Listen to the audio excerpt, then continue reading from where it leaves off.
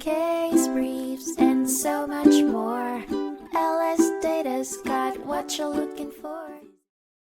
In 1990, the Supreme Court of the United States heard the case Dole v. United Steelworkers, which focused on balancing the need for regulating potential dangers with minimizing burdens on private parties and state and local governments. The case was prompted by the Office of Management and Budget, OMB, reviewing regulations that required entities to disclose information about potential dangers. In 1983, the Department of Labor's Hazard Communication Standard required chemical manufacturers to include warnings on containers and provide safety data sheets to downstream manufacturers. The OMB, however, disapproved 3 provisions of the revised standard, leading to a motion for relief by the union and its co-petitioners. The Supreme Court then analyzed whether the Paperwork Reduction Act applies to disclosure rules in OMB's review of agency regulations, mandating disclosure by regulated entities directly to third parties. The court ultimately found that disclosure rules provide access to information about dangers and how to avoid them,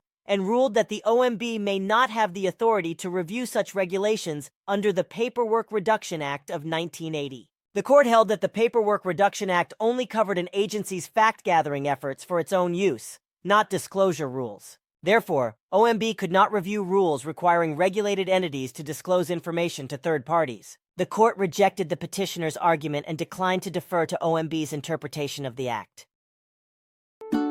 Case briefs, and so much more.